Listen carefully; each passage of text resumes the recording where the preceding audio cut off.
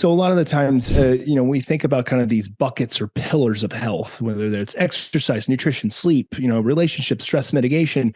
The one problem that happens is that people will put on their hat and see kind of health outcomes being driven by the silo that they're informed. So if you're an exercise physiologist, well, that's going to be the silo or the lens you view it from. If you're a mental health practitioner, well, then you're going to likely view it from a psychotherapeutic theoretical model.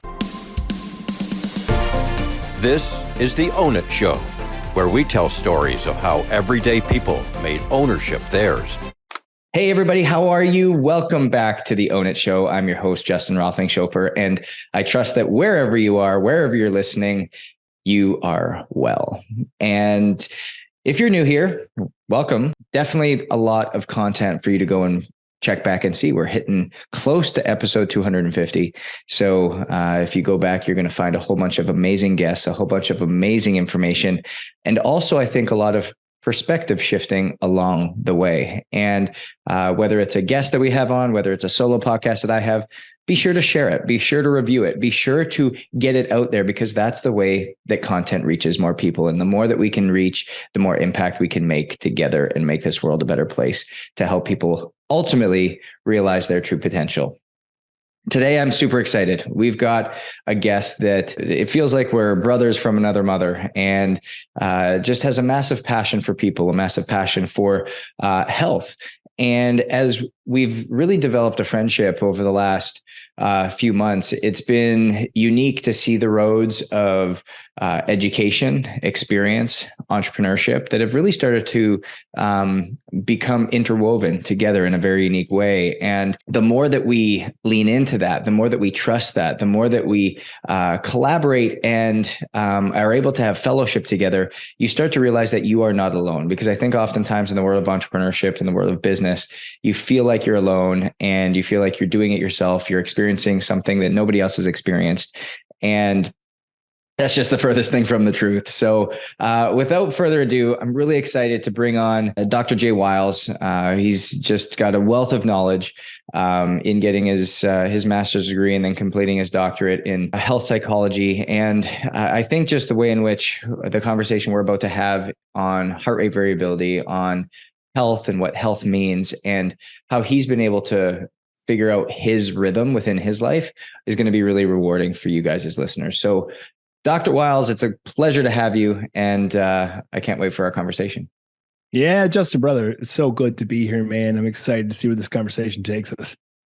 So, Jay, I'd love you to kind of just give our audience a little insight into you. Who are you? Where did you come from? How did you know that this was something that you wanted to step into? And at what age did that kind of start to manifest within you? I like to tell this story a lot by saying that I am one of those weird kids who didn't necessarily grow up saying, I want to be, a firefighter or a police officer or an astronaut or, fill in the blank.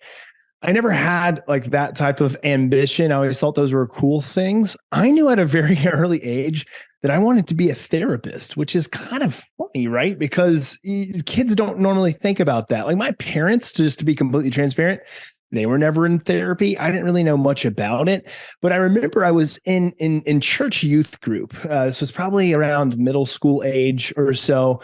And I thought, oh man, the youth pastor, they do some really cool things like within their church working with, youth. And I thought maybe that's what I wanted to do.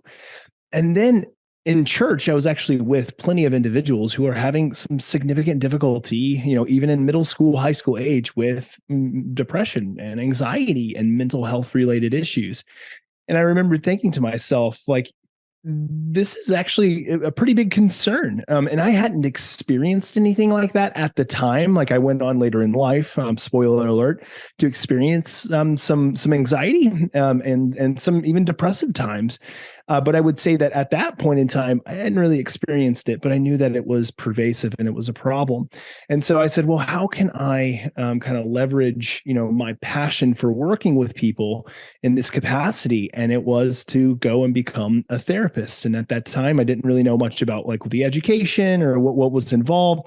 I learned about that later on, but I just always wanted to do it since I was in middle school. And then I remember I graduated high school. And when I went to college, I knew I was majoring in psychology. Like I had predetermined that whatever, 5, 6 years beforehand, did the degree, and went on and got my master's and then doctoral degree and became a psychologist, which is what I am now.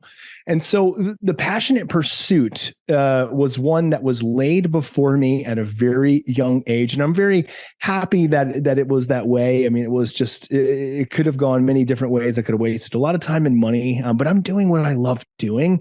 And I couldn't imagine doing anything else. Now, I work now pretty unconventionally as a psychologist. Like what I do for a living isn't what most psychologists do for a living.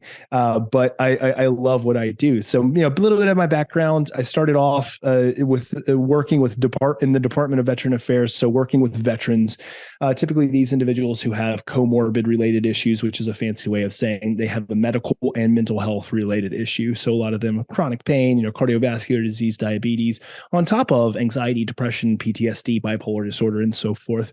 And it was during my exposure in working at the VA with veterans that I was really, my kind of heart was open to working with this population, number one, but number two, working with them from a very holistic and integrative perspective.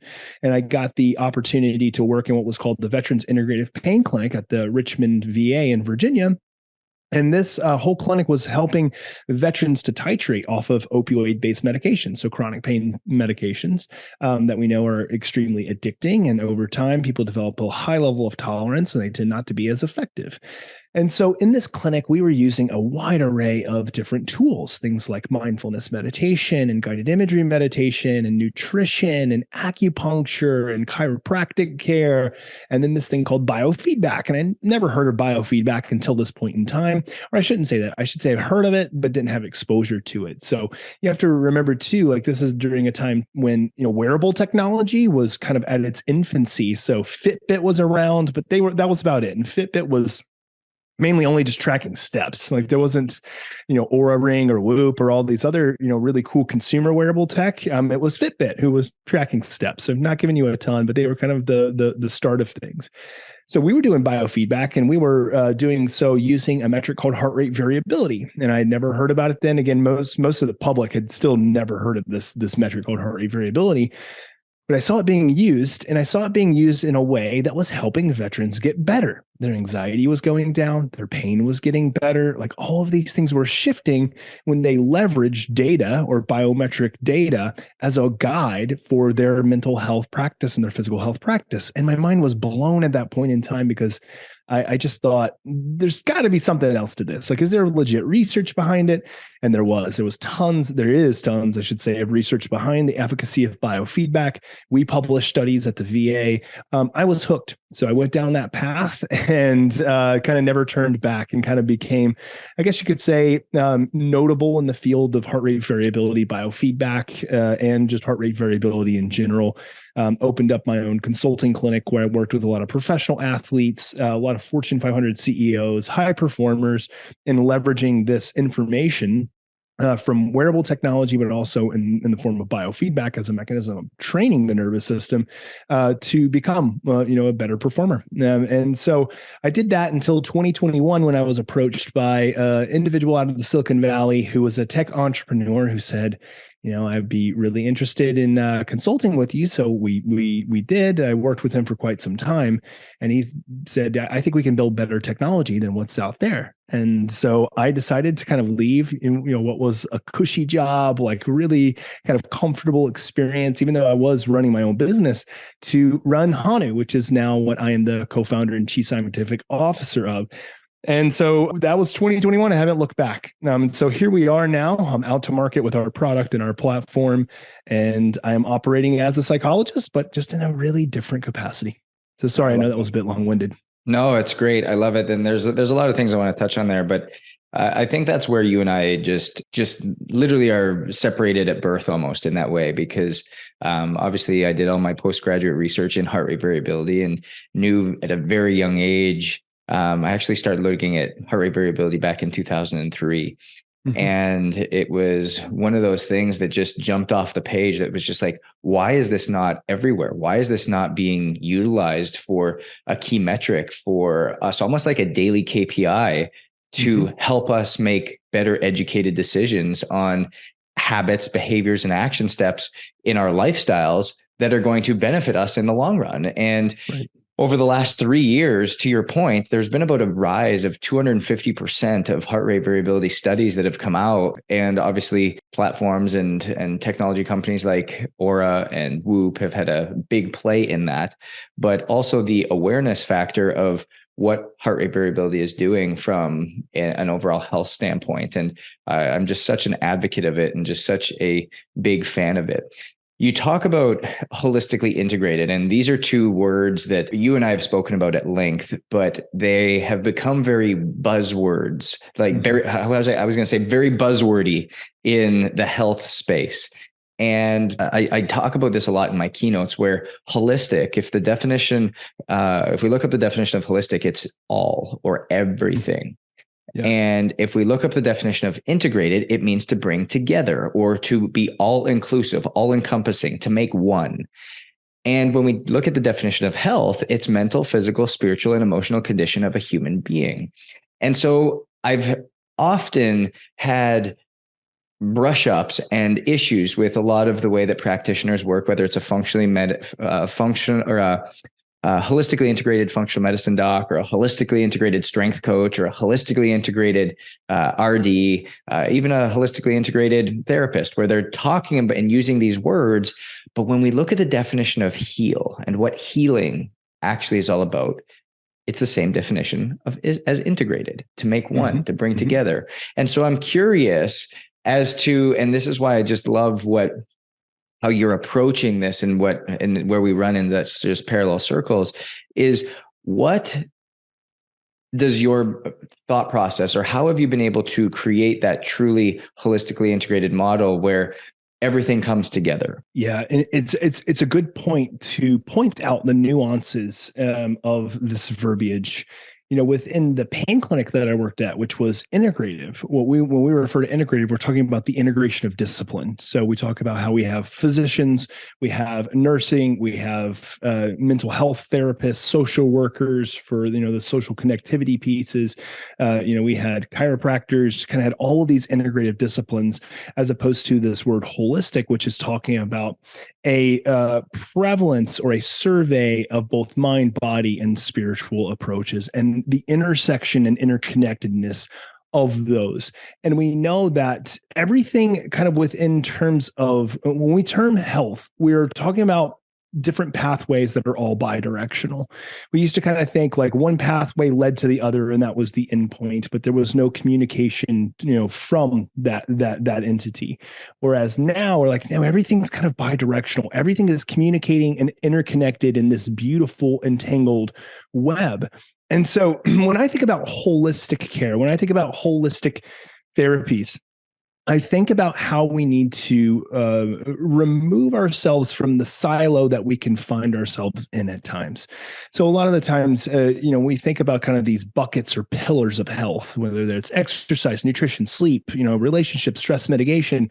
The one problem that happens is that people will put on their hat and see kind of health outcomes being driven by the silo that they're informed. So if you're an exercise physiologist, well, that's going to be the silo or the lens you view it from. If you're a mental health practitioner, well, then you're going to likely view it from a psychotherapeutic theoretical model.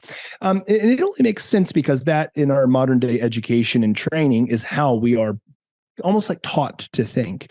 Whereas the holistically minded person and the integrative person says, how can we take what we know from kind of our education and background and integrate it with these other disciplines and do so in a way that helps us to truly holistically care for the individual, to care for the whole of the individual as compared to approach from a singular silo that is exercise, sleep, nutrition. We know that these are all interconnected, whether they have to do with how they affect physiology, how they affect behavior change, how they affect emotion, and then how they just, again, are all intercorrelated. So for me, it's all about kind of taking a step back and saying, how can I survey this more from a 30,000 foot view of what it truly means to be well? And I think that the definition of well for people, in an attempt to not get too esoteric, The definition of well really depends on what their values are. It really depends on what matters to them, because I can have a definition of what wellness means to me, and I can approach it holistically.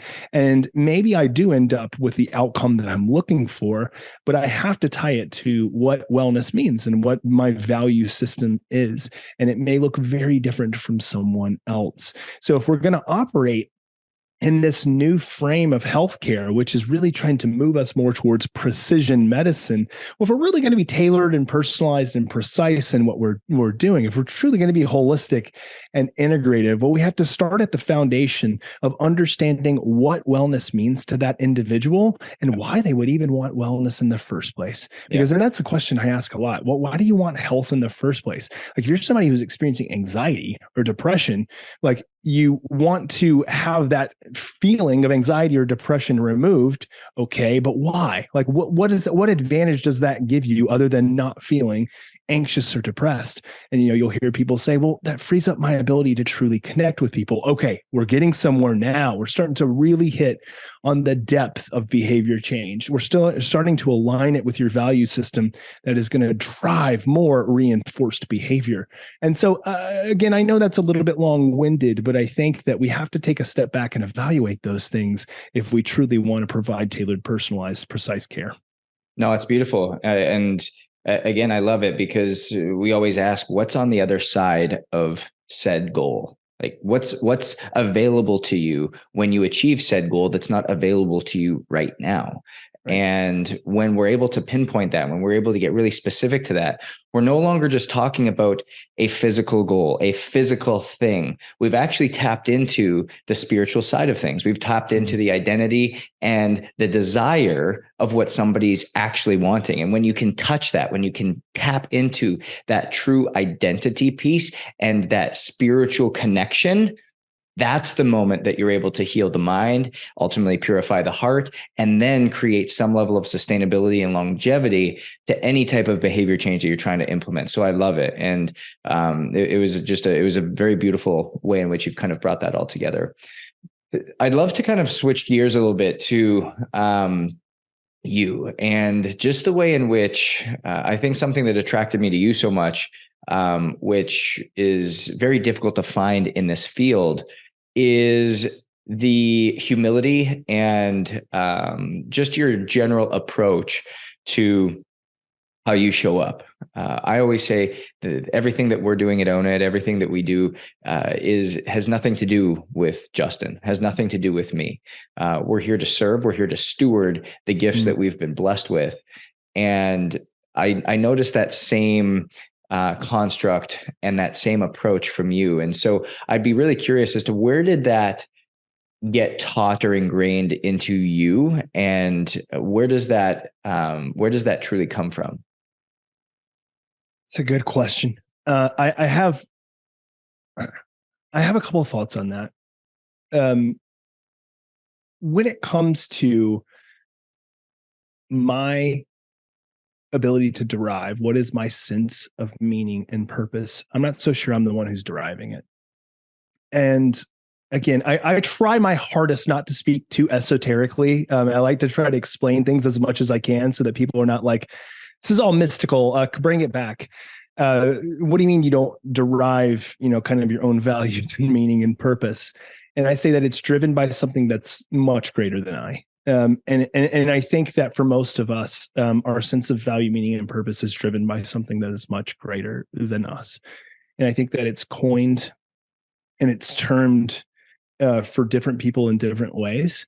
I know that for me, I can only speak to personally what drives me, which is my desire to leave this world not with a legacy, because I truly have no interest in my name being like put on billboards and on buildings. Like, this stuff doesn't get me out of bed. Like, the money doesn't get me out of bed. What gets me out of bed is being able to say that I woke up today and did what I could to glorify God. That's for me what I wake up to do.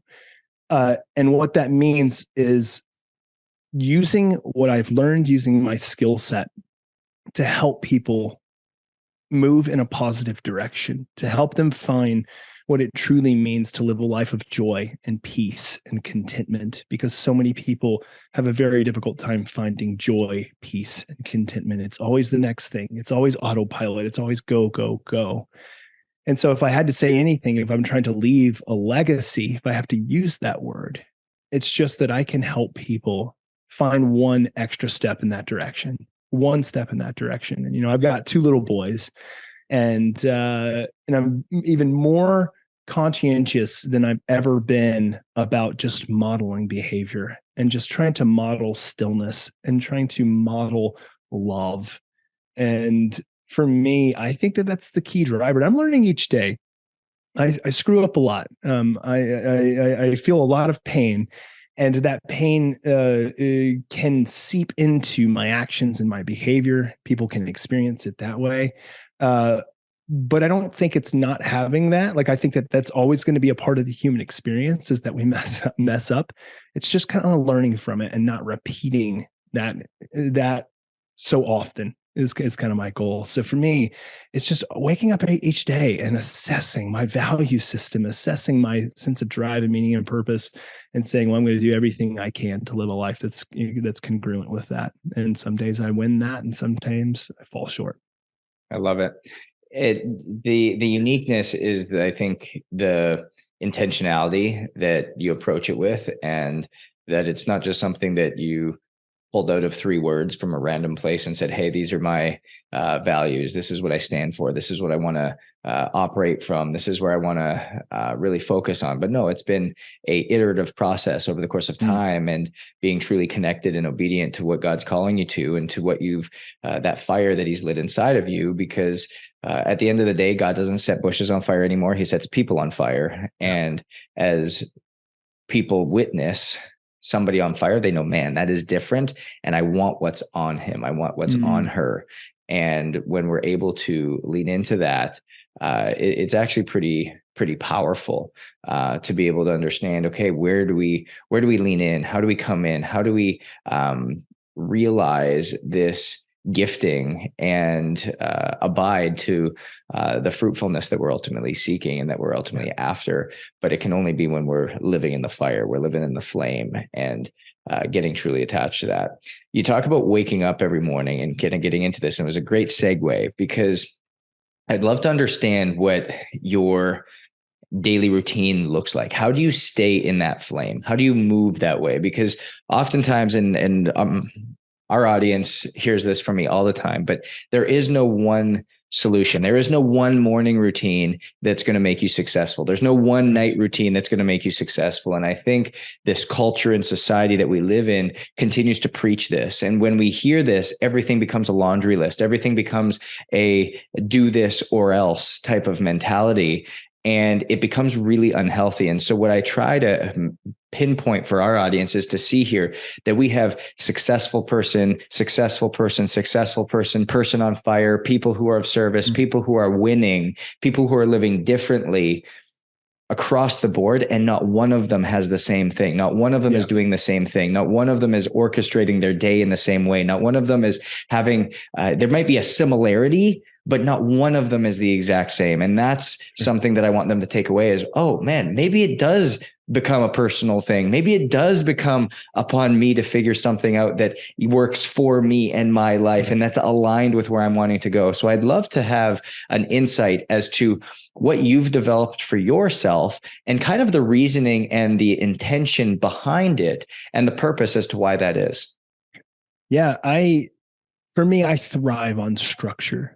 I don't do really well if things are just kind of open and maybe somewhat ambiguous. I really love structure. And I like building structure. For me, it initially in establishing a routine was trying anything and everything to see what truly moved the needle, and basically kind of treat it somewhat like an experiment, which can be great for some people and maybe not so great for other people. But for me, I thrive on those experiments. It's kind of the scientist mentality that I have, and I kind of almost like I've been trained to do.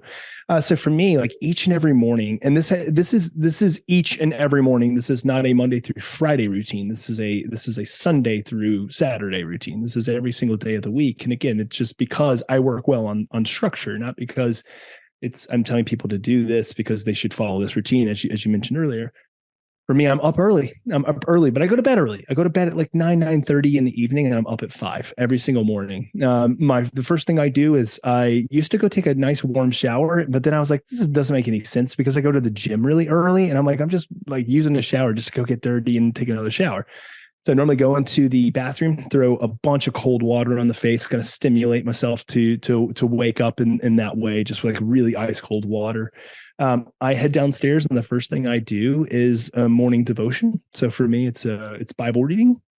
My wife and I have a Bible study that we do where we read the Bible every single year. So from cover to cover, essentially. And so I do that in the morning. A lot of prayer time and meditation that follows that as well. I also do a lot of Stoic reading. And so I read a lot of the Stoic philosophers, very fond of people like Marcus Aurelius and Seneca, Epictetus. Just find a lot of value in a lot of just Stoic daily practices, a lot of just kind of like boots on the ground practices for maintaining really good emotional resiliency and not allowing my emotions to control behavior. And so I love doing that first thing. Also, I should say before that, one of the first things I do is I drink a really large glass of water that is full of sea salt as well as a thing of element. So LMNT, the electrolyte supplement. I do that. And afterwards, my wife and I, we generally talk in the morning. Maybe I'll do some extra additional reading. I'm a big time reader. I just enjoy reading. And that hasn't been something that I've done all my life. That's been only like maybe in the last like 6 or 7 years that I've done a lot of reading. And then I hit the gym early, 6 o'clock, 6:30. I'm in the gym. I'm doing a workout always. If it's not a zone 2 training, it's weights or resistance training. And then I'm doing some sauna afterwards, always for 20 to 30 minutes or so. And then I'm at work. And that's about 7:30 or so by the time I get to work, and my day is on. So yeah, that's about it. I love it.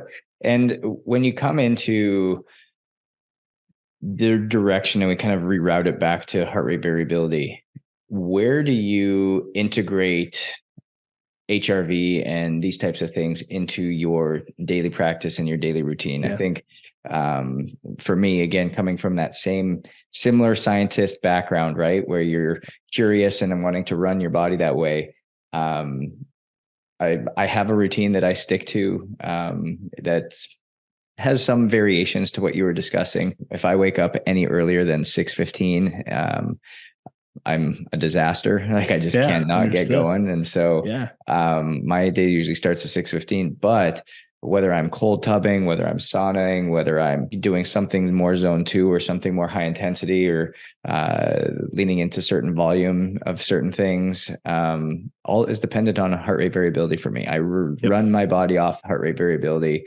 I adjust habits and routines daily off of that. So I'm curious how you utilize it and how you start to implement and reroute based upon it. So when you were asking about my morning routine, I didn't know how granular you wanted me to get. So this is the part where I can get a little bit more granular with what I do and why I do it when it comes to physiological biometrics, especially namely heart rate variability.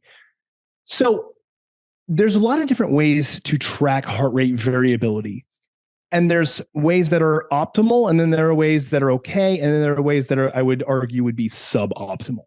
So for a lot of people, like if they have an Oura ring, or if they have like the Whoop, or if they have anything else that's tracking heart rate variability at nighttime, you can look in the morning and see overnight what happened with autonomic nervous system recovery from start to finish via heart rate variability.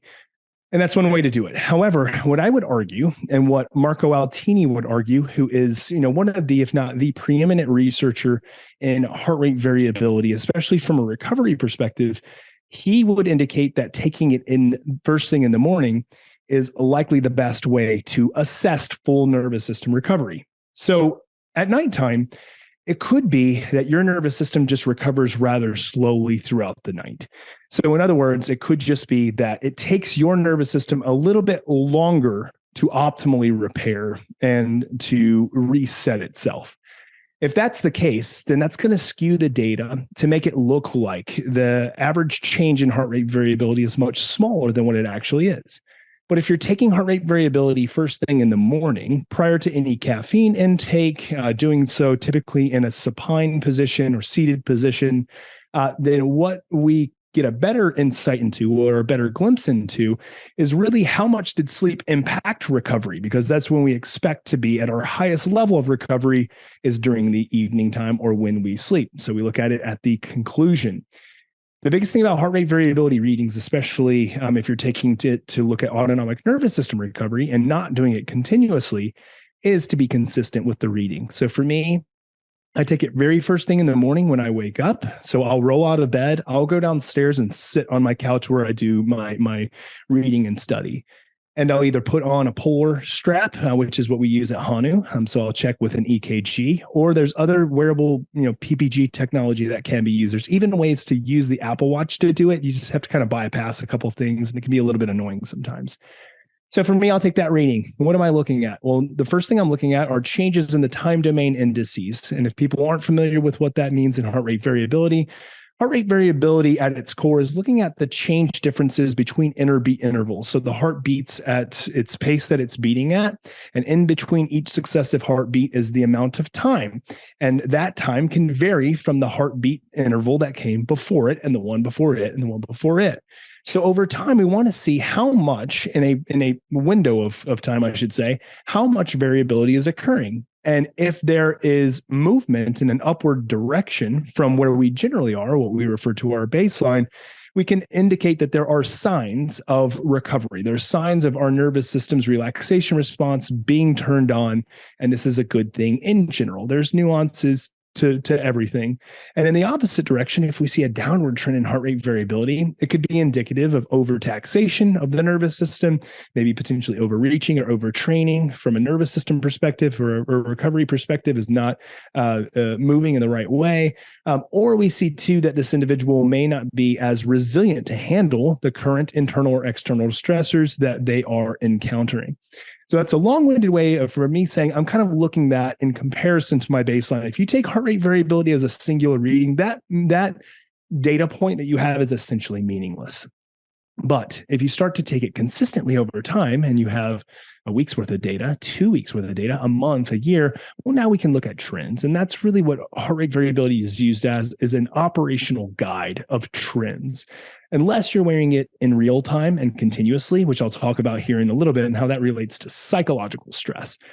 So for me, I'm checking in with that. And very similar to you, Justin, I'm saying, okay, so what is my nervous system telling me right now? How can I use it as a guide? If I see, oh man, on the last 3 days, I see a significant downward trend. 20%, 20%, 20% again. So I've dropped pretty significantly from where my baseline is. Well, what does that mean? Well, I'm experiencing some overtaxation of the nervous system. Could be physiological stress, could be psychological stress. They're all interplaying and interconnected with one another. But that tells me, like, do I need to dial up my exercise, dial it down? Rarely do I find that it's just an all out, like, sit out, don't do anything type of day unless I'm pretty off. If I'm sick, like if my immune system's kicked into high gear, heart rate's elevated, I've got a fever, I may dial it down to maybe nothing, or maybe just a gentle walk or like some light movement. But I can use it as a guide to help inform me as to the power output that I'm looking for, the intensity, the duration, the type of workout. But also too, I use it as a mechanism to say, should I be training some regulation in my nervous system, given the information that I have from this morning's heart rate variability reading? What would that look like? Well, it could look like 5 to 10 minutes of some heart rate variability biofeedback, which is a really good way to stimulate the vagus nerve and relaxation response and enhance recovery. It's a great way to enhance resiliency to stress.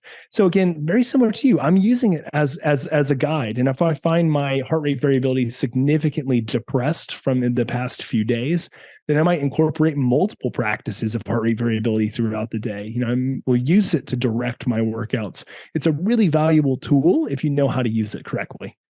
Totally. I love it. And just even for listeners out there that are taking this in, I've got a couple follow-up questions to you on this, but for everybody listening, it doesn't, when you're talking about best practices in terms of heart rate variability, there's a lot of, I think, nuance out there in terms of how specific do you have to be? Like if we start talking about the heart rate strap, obviously using a Polar H10, best in class in terms of getting beat to beat intervals and actually looking at the quality of data.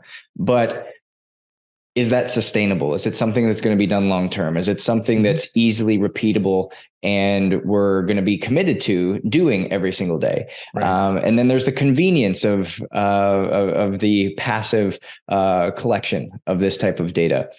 And I think for me, a question that I had for you, because again, within all the research I've looked at and agreed with you, is the HRV strap, or pardon me, is the heart rate strap, the Polar H10, the best in class and way to do it? 100%, bar none.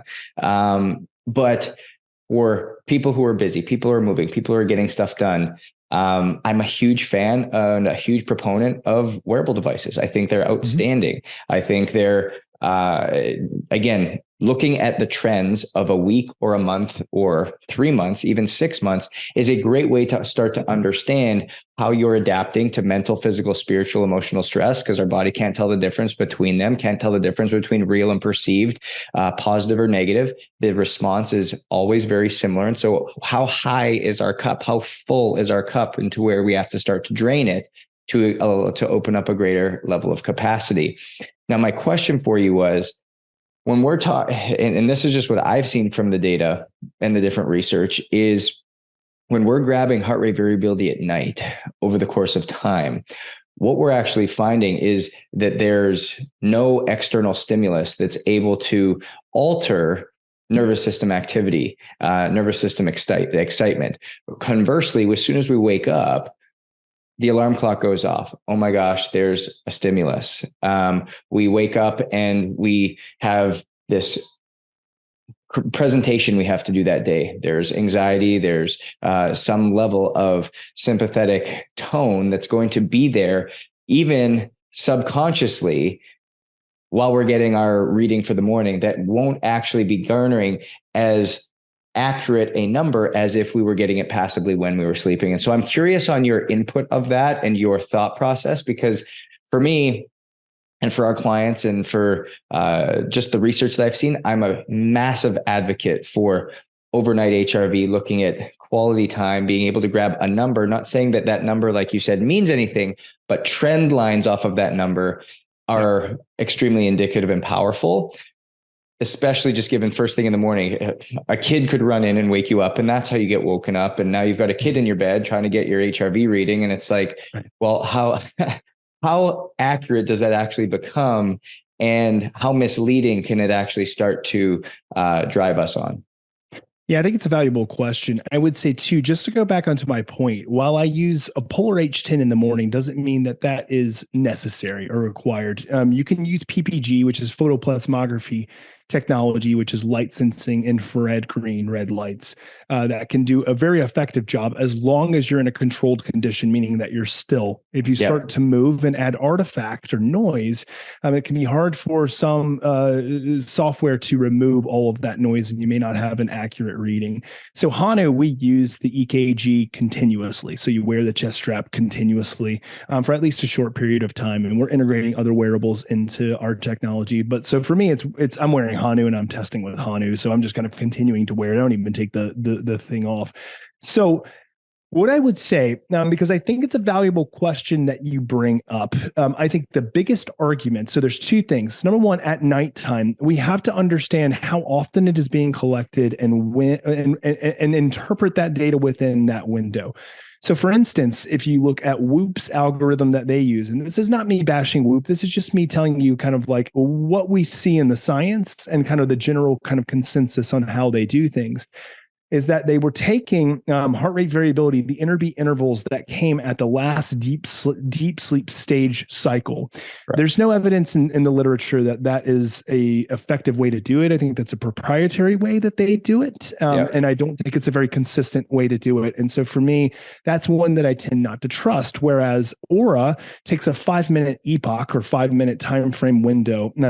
Every single 5 minutes, they take a window to look at heart rate variability and average it over the course of the night, which can be a very effective way of doing it.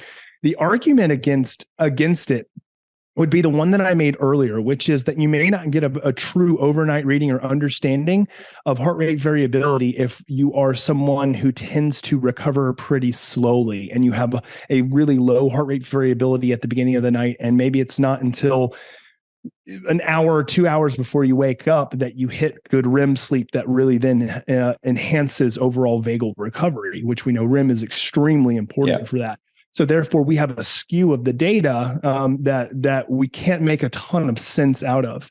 In the morning time, would you not? Pardon me, sorry, but would you not also agree to that on a one-night reading, a weeks-long reading, a months-long reading, sure, but over the course of time, the longer you're getting that same data from the same wearable source in the same way, you're going to be able to start to interpret that data in a really powerful way, because that skew doesn't really change. You're going to be getting a number that you can actually start to see trend lines. Because again, I think oftentimes with heart rate variability, we get so hung up on the number. We get so hung up on that single digit of, oh my gosh, I'm at 52. Yesterday I was at 74. Okay, that it doesn't mean that you dropped 30% overnight. It's just an indication of where we're at. What's the bigger trend line actually look like? What's the longer scent of your nervous system recovery state actually looking like?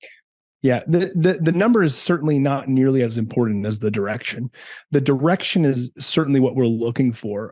Actually, we know there's plenty of evidence to indicate that the number in and of itself, the baseline number, really doesn't have a lot of high correlations with hardly anything. It actually is more genetically propelled. Yep. There is some evidence that cardiorespiratory fitness, VO2 max, as we increase those, we can increase heart rate variability, but it's not nearly as substantially as how much we can decrease something like resting heart rate.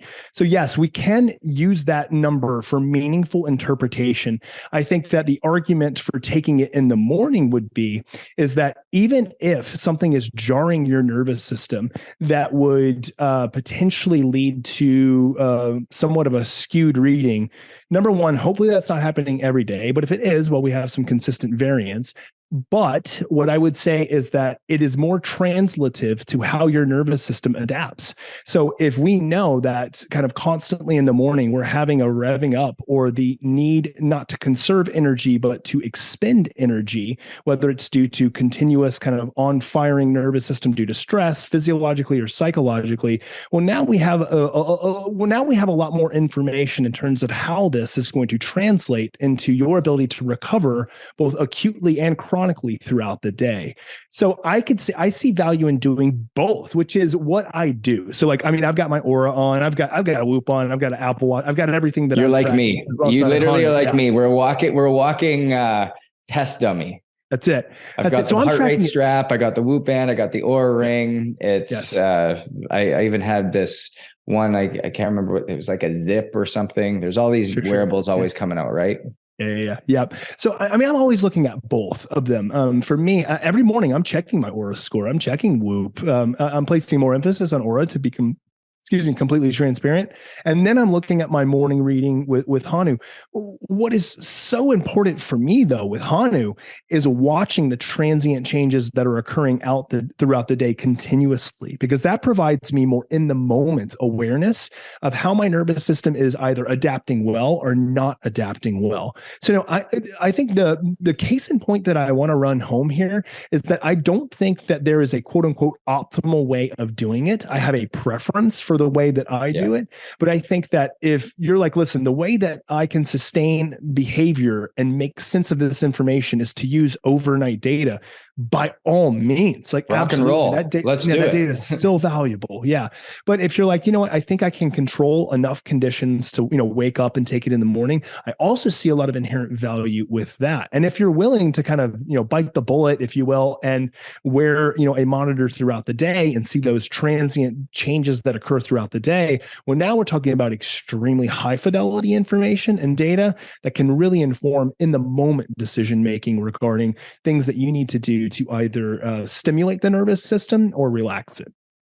And I think something else that we've just noticed too is, having worked with thousands of people now that have come through Own It and kind of been in this space, is, and I'm sure you see this even especially in the world of therapy, is that people can get extremely obsessive about the numbers.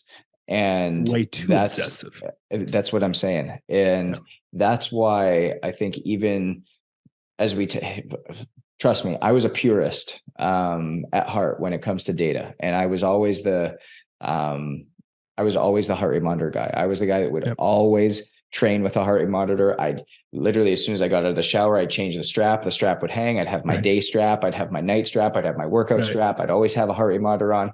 I have 15 years, literally since I was 14 years old till about I was 30, of heart rate data that I then was able to go and extrapolate, create my own algorithms to get heart rate variability. But I have 15 years of heart rate data on myself. And over the course of that time, and I'm very vocal about this, I suffered from anxiety. I suffered from depression. I suffered from exercise anorexia. I suffered from anorexia to at its core. And a lot of it came back to being so obsessive about the numbers and looking and going, oh my gosh, HRV went up, HRV went down. Like, this is like what's happening, instead of just living and just being okay in the space that we're in, instead of just being okay where we're at. And this is where, I don't wear a heart rate monitor when I, at all anymore, unless I'm training and figuring out what heart rate zone to be in. But getting back to the point now where we can use data as a guide, use data as an empowerment tool to make a decision as to what behavior to lean into and what behavior to step away from. And just as a guide to understand, hey, what can you do to better enhance yourself? What can you do to better guide you on this journey that you can now learn something else about your body? Not that it ever is going to be perfect. There's no such thing as perfection, but there's something in terms of being willing to try, being willing to be empowered and know something about your body that you're no longer head in the sand of no, that doesn't exist. No, that's not happening. While at the same time, you're stressed, you're out of shape, you're not eating well, you're not sleeping well, and you're literally a ticking time bomb waiting to either burn out or blow up. Yeah. If you're finding that data is serving as a barrier to action and behavior change, get rid of it. Yeah. Pure and simple. Get rid of it. I think that so many people feel like they have to be the quantified self now. And I admit it can be extremely valuable and helpful. But if it serves as a barrier to action, I think you should push it aside, because that is being counterproductive to what you're trying to accomplish. And if it's instilling anxiety and stress regarding the movement or direction of the numbers, and then it's stopping you from actually engaging, you have to get rid of it. If it's not serving its purpose well, then it has no value in being in and on you. And so I am fully with you on that as well, because I used to take the data way too seriously. And what it did was it paused me way too often.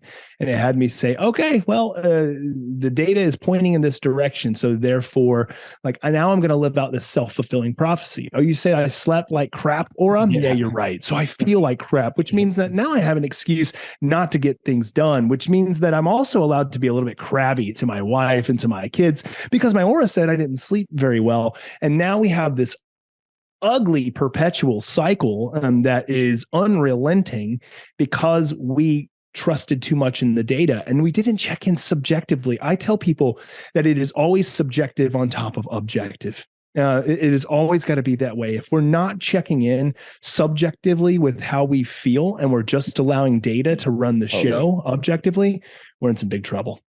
No, you're exactly right. And I just love that perspective so much, because when we use data to help guide us, but also pair it heavily with a new level of subjective awareness of our body, that's the magic. That's the intersection point. And if we can just know ourselves better, if we can get more in tune with what's actually happening and have quantifiable metrics in order to help empower us along that journey, I think it's really, really great. Jay, when you kind of come back to it, and somebody who lives in this space and what we call ownership, what would you say your definition of ownership is? Ownership's a really interesting word because I have studied that word a fair amount. And, you hear guys like Jocko kind of explain what ownership means. And I take a lot of that to heart. But I think that at the core, like this word ownership, what it really means is you saying yes. Love that. Very good. Is you saying yes. Very good. Really love that, because and it reminds me of something my mom said is choose your best yes. Yep. Is where does your best yes come from? And anytime you say yes to something, you're saying no to something else. So make sure you're taking ownership of what that yes is. And I love that. It's an outstanding answer. Yeah. Jay, where can people find you? Where can people get more action and information and be able to connect deeper? Yeah, so I am very active on Instagram. So my company is Hanu Health, Hanu Health. So at Hanu Health on Instagram, Facebook. My handle is at Dr. J Wiles, so DrJayWiles. So Instagram, I'm pretty active on there as well. Check our website out, hanuhealth.com, hanuhealth.com, where we have our device and our platform, which is obviously a mental health centric platform for stress, anxiety, depression. We also have therapists there as well, so licensed mental health therapists that leverage kind of our technology and biometrics alongside like conventional psychotherapy to help with people with stress, anxiety, depression, and mental health related concerns.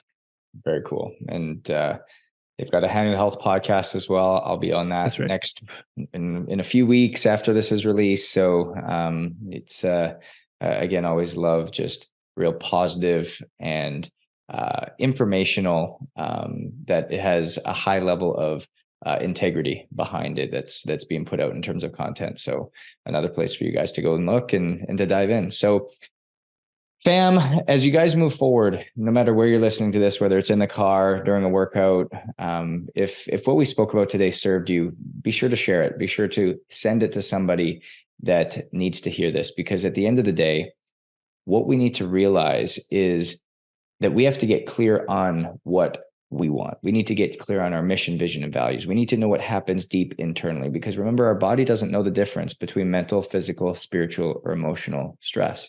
It doesn't know the difference between what's real or perceived. It doesn't know the difference of what's positive or negative. And it's this beautiful entangled web that's occurring. And in order to be truly holistically integrated, we need to be able to remove ourselves from the silo and be able to do things together. We need to be able to create oneness. We need to be able to create joy, peace, and contentment in the space that we are in. And you have the power to do it. Jay has the power to do it. I have the power to do it. But it comes back to being willing to say yes. It comes back to being willing to lean in and take that ownership mentality to steward what you've been given so that you can live different. We know success is different, so own your different, and we'll see you guys next week.